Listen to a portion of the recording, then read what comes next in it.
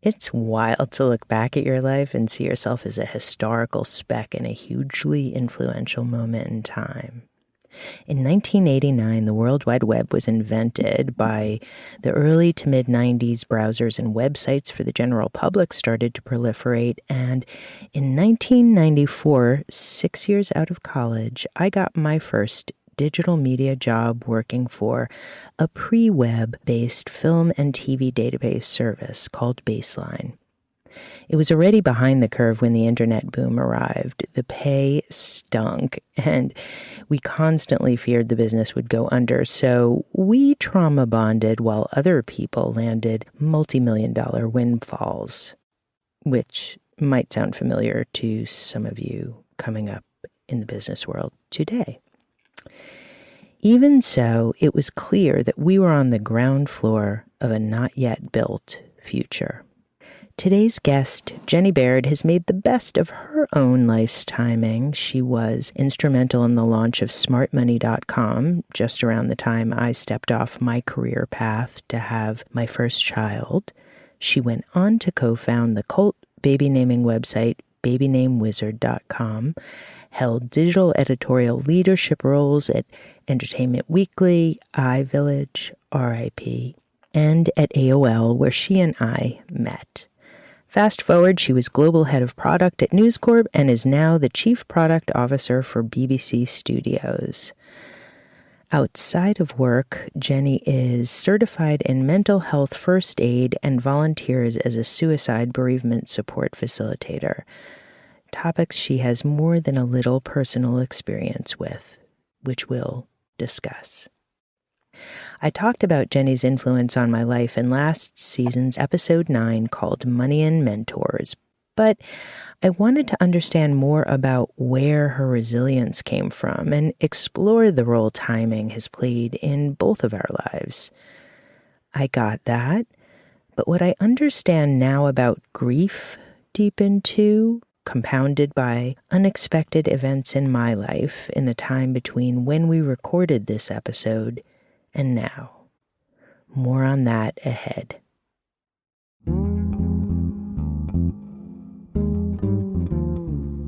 Welcome to Life Changing with Dori Fern, a podcast about who we are, where we're going, and what connects us.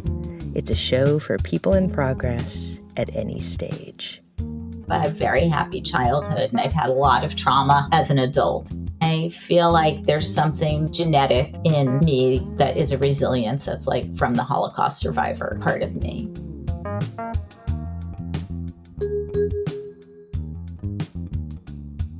So how did you start this life, Jennie Baird? Tell me about Jennie Baird as a child. How do you remember yourself?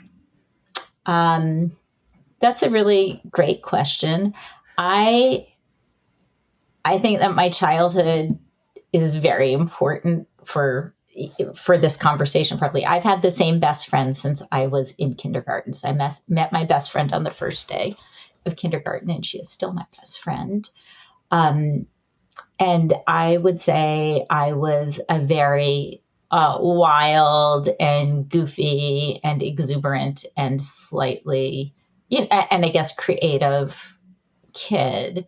And I ran with a gang of neighborhood kids. My parents had a sort of interesting background. My father is a Holocaust survivor who was raised under an assumed identity in a Catholic girls' orphanage and came to America as a penniless teenager with a pregnant single mother who was a very difficult person. And my mother was a red diaper baby, so that her parents had been active in the Communist Party and during the McCarthy years. So she also is somebody who sort of grew up in hiding. So I always felt like those two were soulmates. But also it was very non-traditional kind of background for kids growing up in the suburbs in New Jersey. Where was your dad from? My dad was born in Berlin. And he grew up in Brussels, in occupied Brussels. And then he came to New York. He lived initially in refugee housing, which is now the Public Theater downtown in Manhattan. Wow. And then he lived, I think, on Eldridge Street in the Lower East Side. And, my dad was like a Lower East Side kind of kid. And then, he lived on St. Mark's Place and was part of like very bohemian movement. He went to the army. And my mom grew up in Brooklyn on, I'm trying to remember now. It's just on Sealy Street, which I think is maybe now called Windsor Terrace. It's Windsor Terrace, yeah. So that's where my mom grew up. Wow. That's a nice block. Yeah, it is. And how did they meet? My parents met on New Year's Eve at going to a New Year's Eve party in the back of a Volkswagen in Brooklyn. My mother had just returned from her junior year abroad in Vienna. Wow. And she agreed to go to this party, and she got in the back of this Volkswagen Beetle full of, I guess, other college students and sat on my dad's lap, and the rest is history. So what did you take from your childhood into your adult life? What stands out to you? I think the thing I inherited from my dad and from his mom is resilience. I think there's this theory of orchid children and dandelion children, and orchid children, no matter how much love and care they are given, they fail to thrive. And dandelion children can, grow sunshine and flowers, through a sidewalk that people are stomping on. And my dad is definitely a dandelion. He's still a dandelion at age 88. And when I think about, the course of my adult life, because I had no trauma growing up, I had a very happy childhood, and I've had a lot of trauma as an adult. And I feel like there's something genetic in me that is a resilience that's from the Holocaust survivor part of me. My first thought about this dandelions and orchids framing was dandelions hardy, meaning better, and orchids beautiful but fragile, meaning weak. So I asked the great oracle ChatGPT about this, and it said, in essence, dandelions are the embodiment of robust, widespread resilience, while orchids represent a more delicate, strategic form of endurance in the natural world, which I think is kind of nice, and I kind of relate to, because I think I have a bit of both. Resilience, yes, but also a less widespread and more strategic form of endurance. That's really interesting, but it really resonates in my life now as I navigate this time in my life with my mom and her dealing with living alone for the first time in her life since my stepdad died. And my mom, she will say she is a forever changed person. She will continue to move forward, but she is forever changed. She is not the same person. And there are elements of that. I mean, of course, I understand that and I respect where she's at. But my struggle with that is this idea that when something happens to you, like you said, you had trauma as an adult, and going back to the cliche, everything happens for a reason, which I think is, you're rolling your eyes. I roll my eyes when I think about it because, sure, on an anatomical level, that's probably true, biologically, but it's not it's not the point. It misses the point that it's not what happens, it's how we deal with what happens. I have a lot to say on this. So Please. Your mom is struggling with grief. So she says, I'm forever changed because of her grief at losing her husband. So I have a lot of experience in this space of grief. I lost my stepson, Henry, to suicide when he was 19. That's now 11 and a half years ago. Oh, wow. It's hard to believe it's been that long. And, going back to the thing about parents, I remember when we were marking Henry's first missed birthday. So it was March 2nd. He died in December, and then it was March. And we took the other kids out for to Henry's favorite restaurant and tried to make something special. And I remember talking to my dad, and my dad said, you really have to get over this and move on. And, and that may be my dad's style. And maybe that is how he's a dandelion, is he's just like, bad things happen, move on. But I'm not quite like that.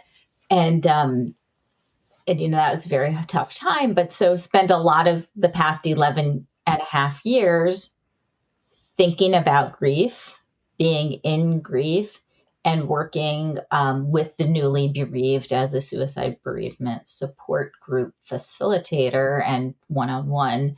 And I think the practice of grief, or the role of grief, is not to move on, but to find a place where your lost loved person sits with you in your heart, and you carry them with you, and that it's not disruptive to your life, but that you continue to have a relationship with them, internally, even though they are physically gone. And one of my favorite sayings about grief, and especially from suicide loss, which is, what is designated as complicated grief, is that your burden doesn't get lighter, but your shoulders get stronger. Wow. And I think that's really what it is. I wasn't planning to share this with my mom, but I think she needs to hear that. That is beautiful. Thank you for sharing that.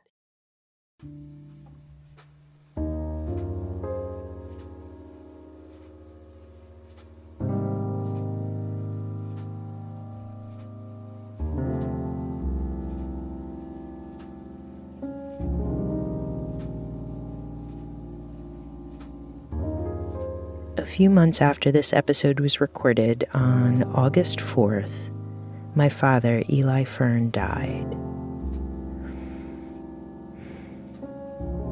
I've been processing where my father belongs in this weird, melancholy grief I've been feeling, compounded as it is by the fact that 10 days after my father, his older brother, my Uncle Jerry, died unexpectedly too. My dad wasn't speaking to my uncle when he died, for no good reason. Cutting people off was just my father's way of getting control of situations instead of examining his feelings about anything. And as a result, letting things go was just not within his wheelhouse. Here, Jennie and I talk about my challenging relationship with my dad, what it means to be powerful, to feel powerful, the resilience that comes from action, nature versus nurture, reflecting on everything I've learned about how not to be for my dad. I'm convinced that while the orchid child in me struggled to grow in my adolescent environment, my inner dandelion child has transformed into a pretty robust grown-up. I learned to accept my father and his inability to be or act how I wanted. I chose to let go and show up, dependent though it was on him honoring certain boundaries I was not willing to let him cross. Each visit, I brought him homemade food, which he loved, even though he sometimes freaked out over something stupid. Instead of yelling back like I used to when I was younger, I would patiently point out other options available to him besides anger. My fondest childhood memory was of 6 or 7-year-old me laying my head on my father's shoulder at bedtime as he read me The Wizard of Oz. And a few days before he died, I read the book, which explores how the way we see reality shapes what we believe is possible, back to him. He was unresponsive by then, but I know he felt it. When do you feel powerful? I don't even know what that means. Maybe I feel powerful all the time. I mean, I don't feel not powerful at all. Yeah. Like when I think about that, what does it mean to be powerful? Is being powerful having power over somebody Or is being powerful just a sense of like, I belong? Mm-hmm. And I guess I have just always felt, to a certain degree, like I belong, and I've never really cared too much what other people think about me. So what I'm hearing in what you're saying is that leadership for you, it's confidence, leadership, power, purpose, all of those things come from internal sources. And that ultimately, and this is a very coachy thing, this has very much been kind of my journey, is really trying to, wanting to step into that, because I don't think I have that. I have that in some ways, but not in it. Yeah. I think there's many people. I think there's two kinds of people in the world. Can we say that? You can say whatever you want. It's my podcast, and I say you can say that. And I always feel like it's a recipe for unhappiness to be a person who compares yourself to other people. But I believe it's intrinsic. I think this is like a born-in thing, that some people are just people who look externally for validation. They need a good grade. They need a status car, but they're looking for people to respect them based on, sort of external judgment. I sort of agree with what you're saying, because I think that most things we're born with. I do believe in nature eclipsing nurture, but nature can influence nurture. And so my memories of growing up are having a very, very critical father who always, his view of me was absolute. However I looked, however I was smart, I wasn't this, I was, and so I know that I internalized that to some extent. And I think that's a big part of it. When I think about you, when I think about my friend Amy, who I've also said has been a really deeply influential person to me as a mentor and role model. One thing I remember that she said, and she had a challenging relationship with her father, as did I, but she also told me that her dad always just told her she was going to be great. Like she could do anything. So she could do everything. And I didn't not hear that ish, but it was always through the lens of, it always sounded like I was being chastised, even when that was said. Interesting.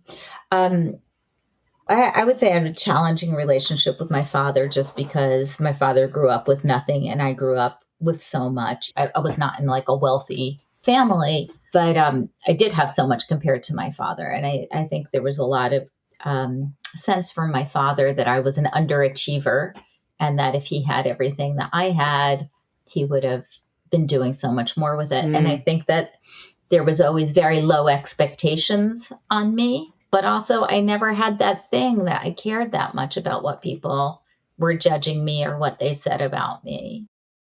After 10 years as a stay-at-home mom, newly separated and in very urgent need of a job, Jennie Baird hired me to develop all the content, soup to nuts, for a branded contest at AOL called Chief Everything Officer, Women Who Do It All and Do It Well.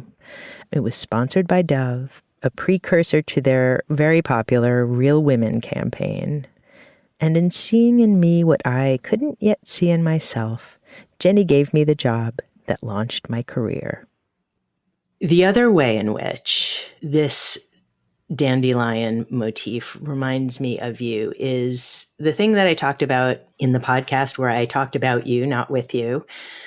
I talked about how you were, to my mind, a mentor, and I was thinking about it. And in fact, you were a role model, probably more than what people think about with mentors, in the sense of we didn't have any sort of formal relationship around that. Interestingly, I never worked for you, though you did hire me, and you hired me.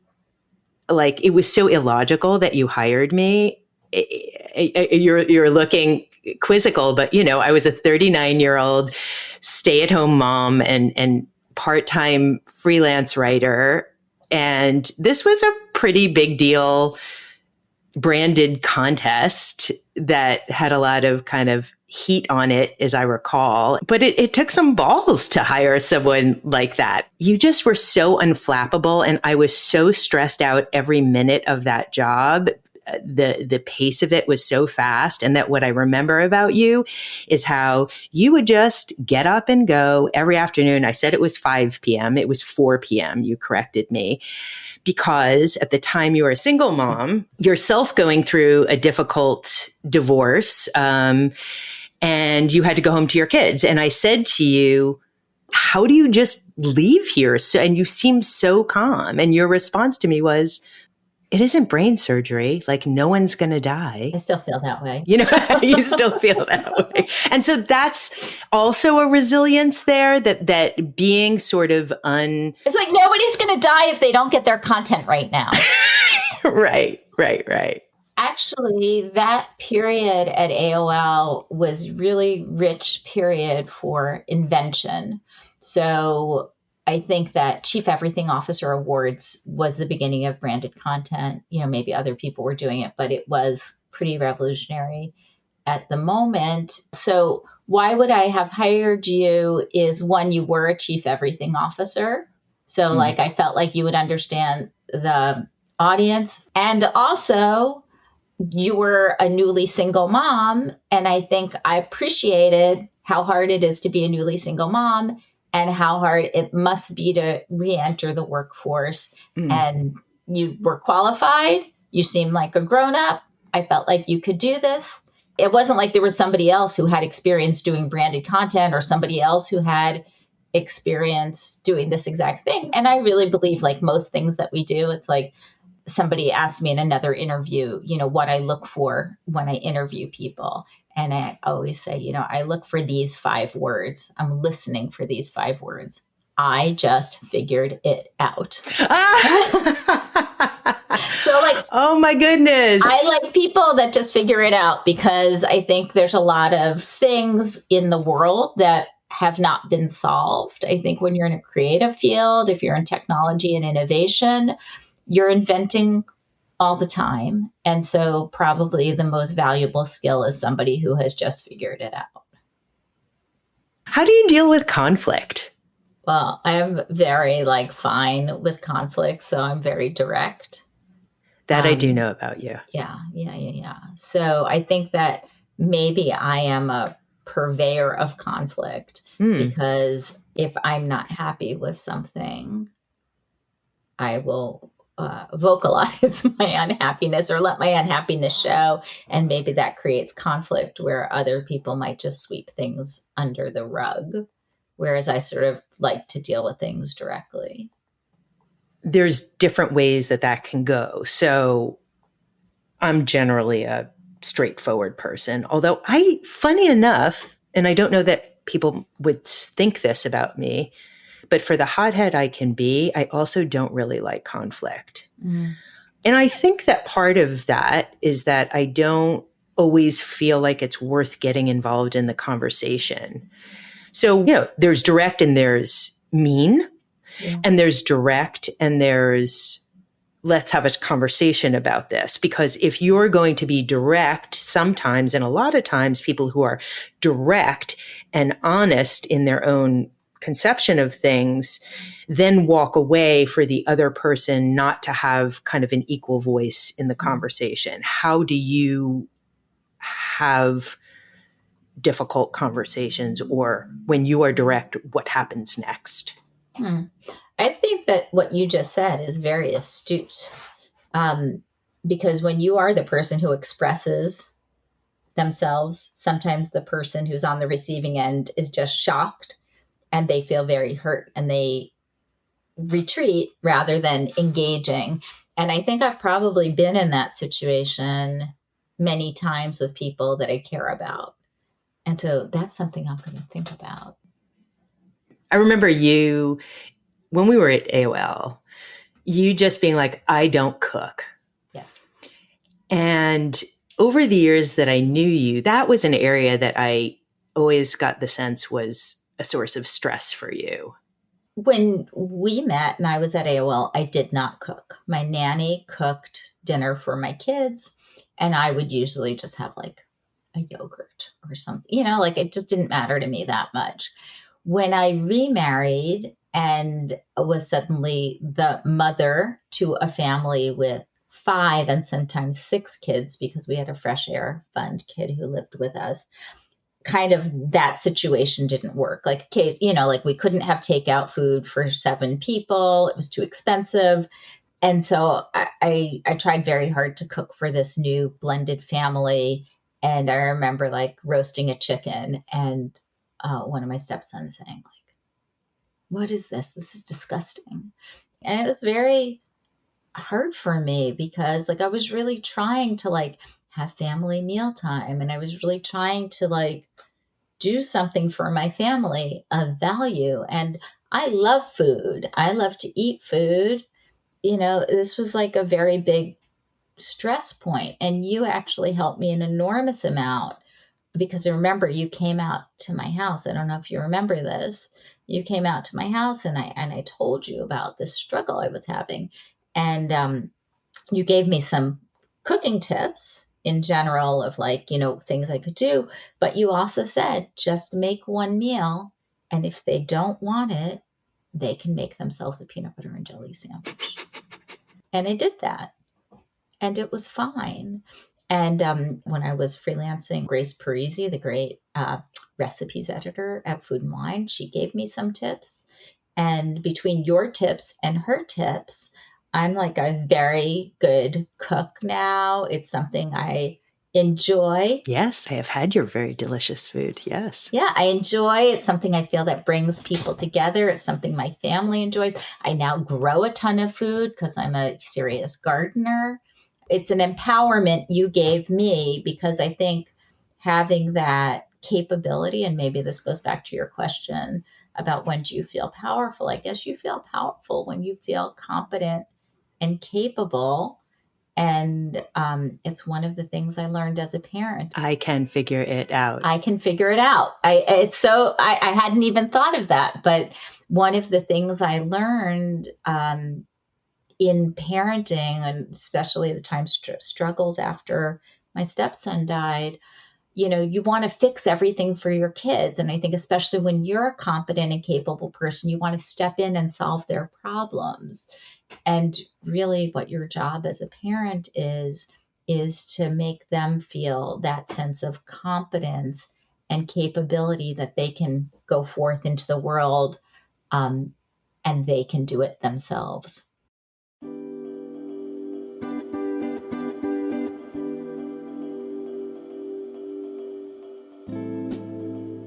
My last question for you. Well, there's 2 questions I have for you. So one, what does community look like to you? It can be as expansive or as small as comes to mind. I guess the first thing that came to mind is the idea of Sangha. So, I'm practicing Buddhist and I practice yoga. And so like I have the community of those practices of people who I see, every week or sometimes a couple of times a week. That's just, it's just nice to see them. It's just like there's not a sort of value exchange there. My last question for you. So I recently heard it said that when we die, the one thing that everyone leaves behind is their stories.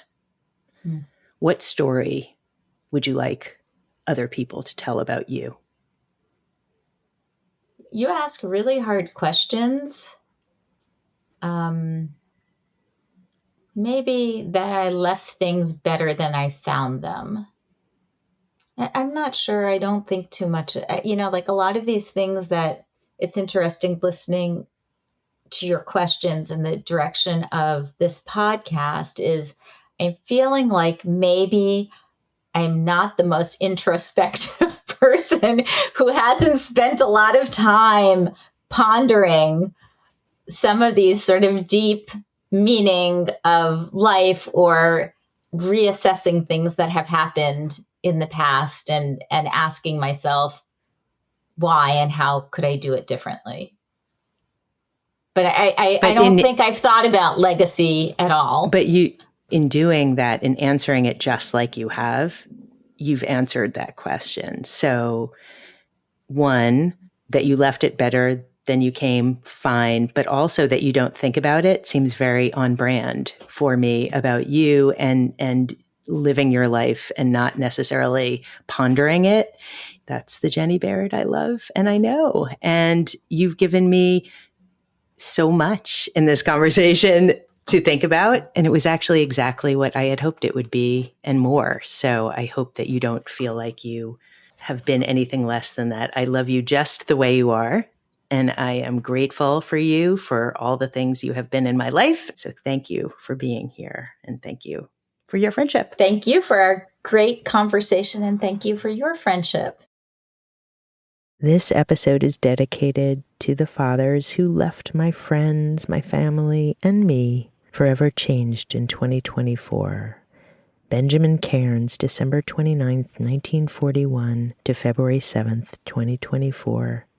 Jean-Pierre Muel, August 4th, 1954 to July 29th, 2024. Leverett Pope, who went by Lev, December 23rd, 1930 to August 20th, 2024.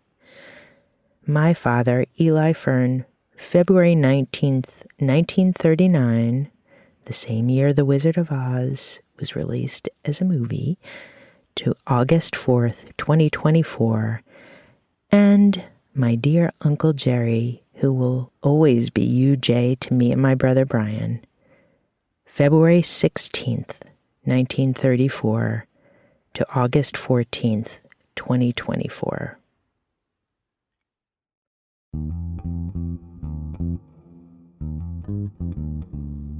Life Changing with Dori Fern is produced and edited by Lev's daughter, Ann Pope. Music is Cool Jazzy Bass and Vibraphone and Orange Blues by M33 Project, and It Is Raining Outside the Library by LaFena. If you liked this episode, and I hope you did, please give it 5 stars and maybe a nice review on Apple, Spotify, or yes, it is now on YouTube. It helps other people find this podcast, which would be a wonderful thing. I will be back in a couple of weeks with another life-changing conversation. Thank you so much for listening.